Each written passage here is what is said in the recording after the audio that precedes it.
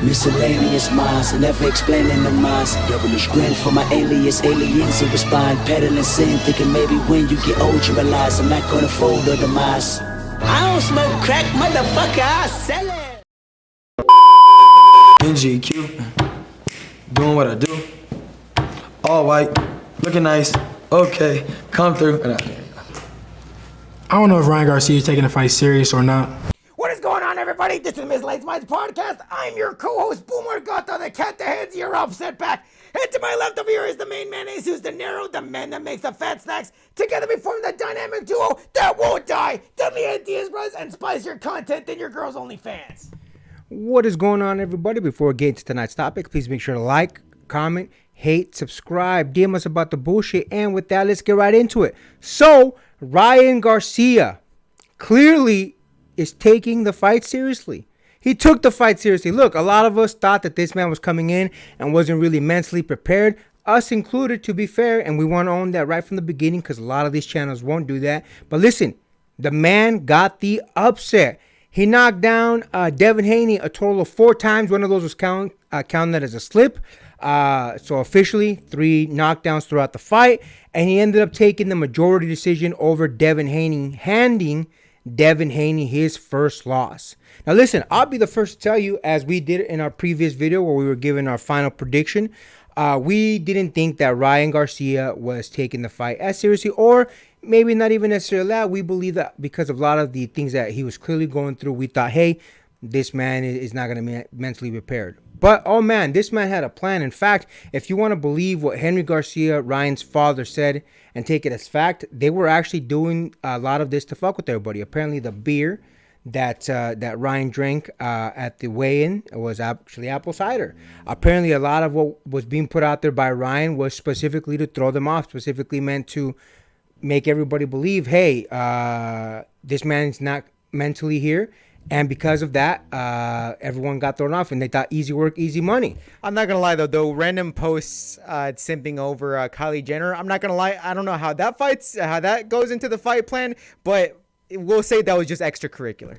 Yeah, listen, again, let's keep it 100. I'm sure some of it, a tiny portion of it was for sure. The other part was all Ryan Garcia, definitely who he is. But listen, regardless, let's talk about what happened, man. Listen, again, Ryan knocked down Haney a total of 4 times. I counted as 4 times, officially 3 times.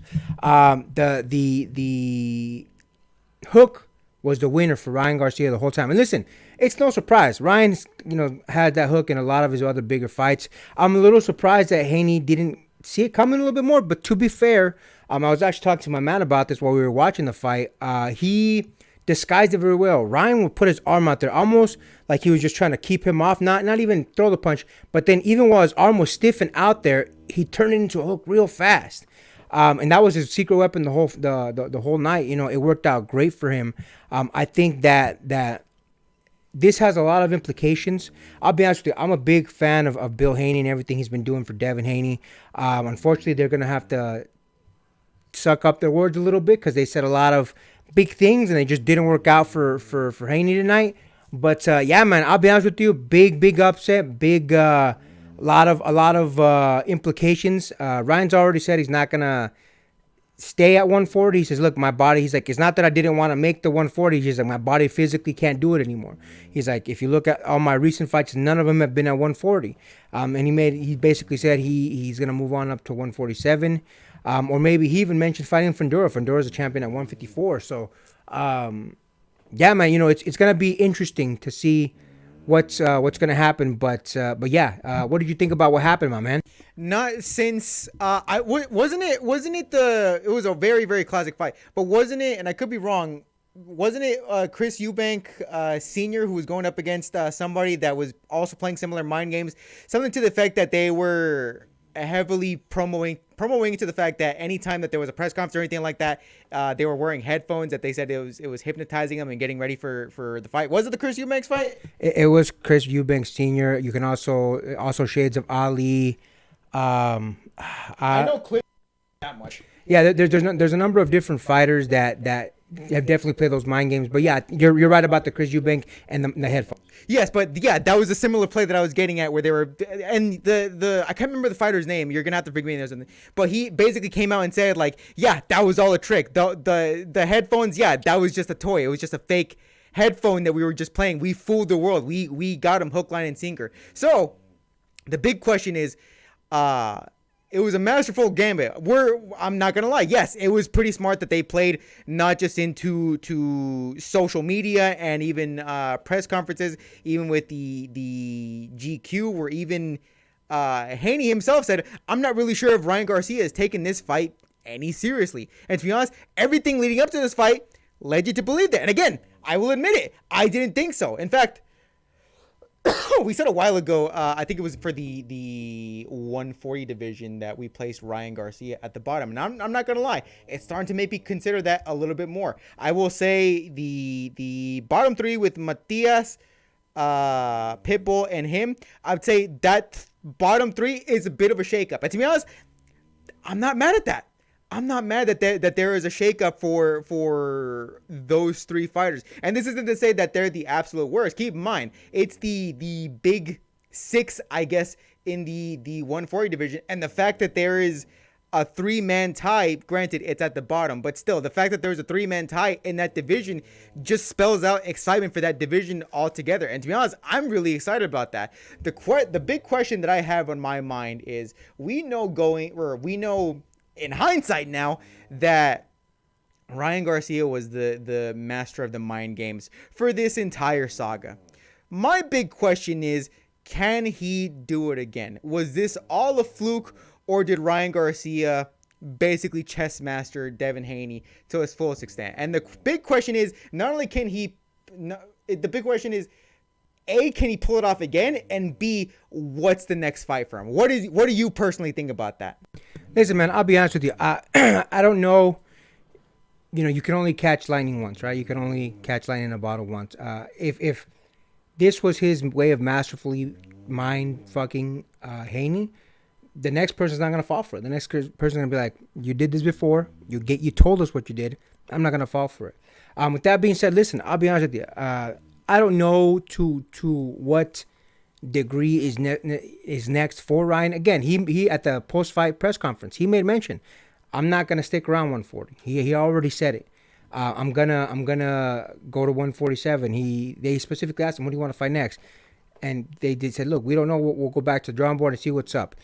The one thing that Oscar De Oilo was very clear of is that Ryan makes the rules moving forward. There's gonna be no more rehydration clauses for him, no more going down in weight to basically make himself weak, which is what a lot of people are saying. A lot of people are asking for the Tank rematch now. Tank's not going to give it to him. Tank's at 135. He has only boxed at 140, let alone 147 once.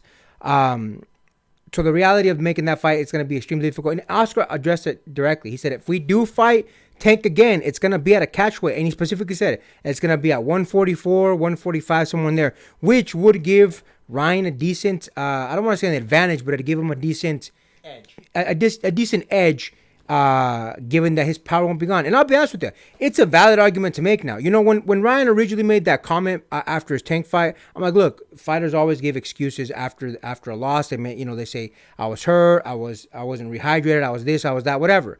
But now that we've seen this, it's looking like Ryan might have been right. So we definitely have to kind of analyze to see if that's going to be a good matchup for Ryan moving forward. Again, it's going to be tricky. One thing I'll also say, let's keep a lookout for the pay-per-view numbers, fans. Let's see what they say come Tuesday or Wednesday, because Ryan now has a good potential claim to being the biggest draw as far as his division, as far as the people that he fights with, his contemporaries.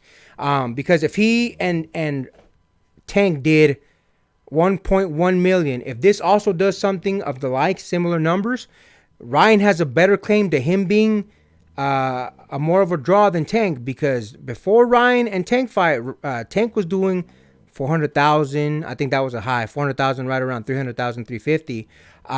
So we definitely have to keep a lookout for those numbers and see what that says. Listen, this was a big shakeup to a number of things, because again, I'm not even going to talk from a man. I personally had Devin at number 1 in the 140-pound division. But after this, I mean, hey man, it makes you think. Teal's a great boxer out there. Matias is great out there. Pitbull just put up a great performance. Listen, man, it's definitely going to be interesting to see what's going to happen. I think that, unfortunately for the Haney family, there's going to be a lot of taking their words back. That's going to have to be done. I think Ryan's in a great spot. I don't necessarily agree with everything Ryan did, but listen, we're not here to talk about that. We're here to talk about boxing, and this was a great victory for Ryan. Shouts out to him. He proved everybody wrong, including us. And one thing I want to know specifically at the end of their press conference and an interview that I just saw with Ryan Garcia before we jumped on to do this, they called out, and I've called them out multiple times in our boxing reviews, Paulie Malignaggi, Timothy Bradley, Teddy Atlas, all those dudes at ProboxTV are too damn biased. Again, it's not just a coincidence. It's not just a coincidence that I constantly call them out. And now professional boxers and their families are saying the exact same thing that we're saying here. It's because, listen, what we want to give you here is the most unbiased boxing takes, unbiased MMA takes, unboxing takes, period.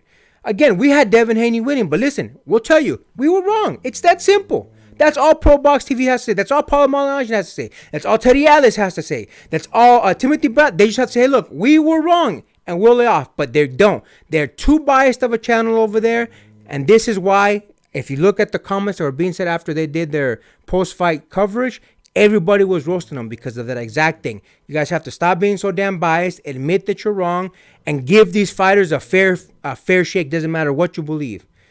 Anything else you want to add to that, my man? No, I think that's it for me. And with that, make sure to like, comment, hate, subscribe, DM us about the bullshit, and Until next time, get rest and stay blessed. We'll see you on the next one.